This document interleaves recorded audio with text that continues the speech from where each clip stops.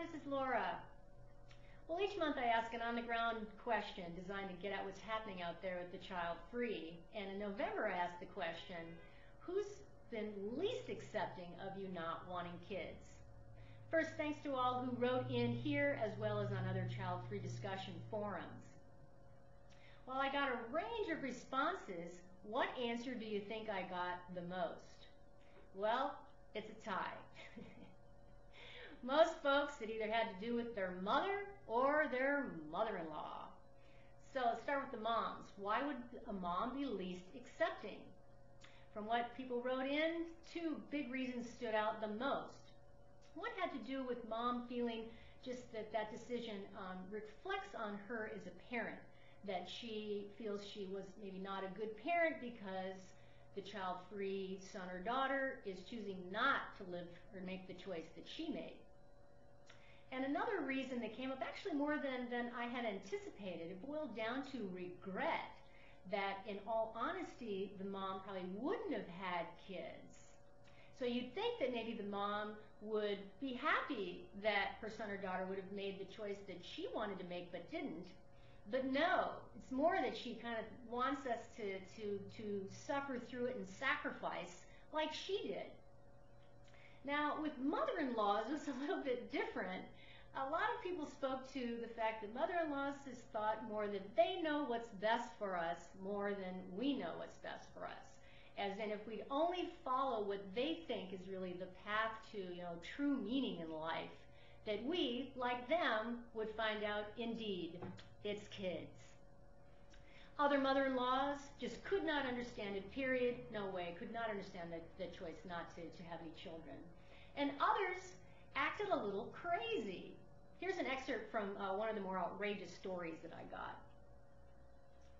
My mother-in-law sat my husband and I down and pulled a piece of paper out of her blouse and read it, and in part it said, "Kids, it's time you start a family.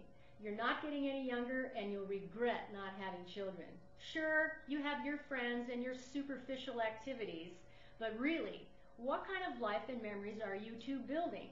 Her tearful diatribe went on and on. Then a year later, she asked my husband and I if we'd be interested in adopting a baby of a distant relative's granddaughter.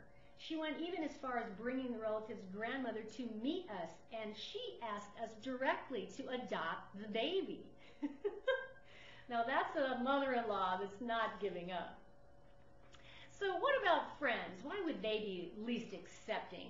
From what people wrote in and talked about, it is kind of similar to the mother-in-laws, actually, that they can tend to think that they know what's best for us or what will truly make us happy in life.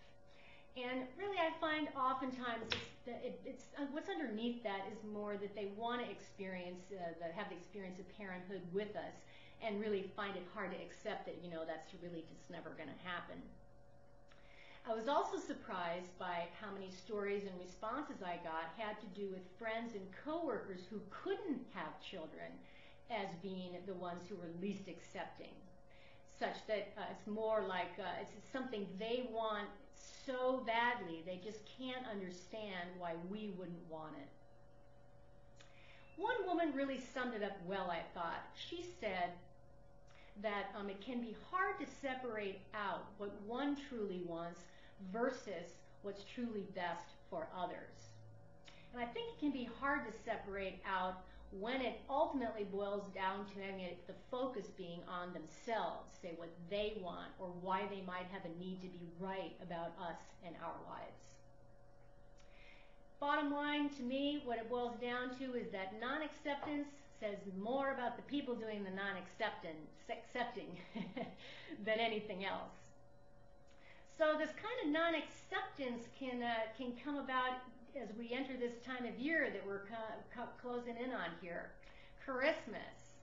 So as child-free people, we're not going to have, the grandma's not going to have the children to buy for. We're not going to be going to go to parties, kids' parties with our friends, blah, blah, blah. So the December question, here's what I'm curious about. As a child-free person, what do you like most about the Christmas holiday? And as a child-free person, what do you like least about the Christmas holiday? Click this question to the right, write all that you'd like, and I'll collect responses over the next month and report back. Okay, until then.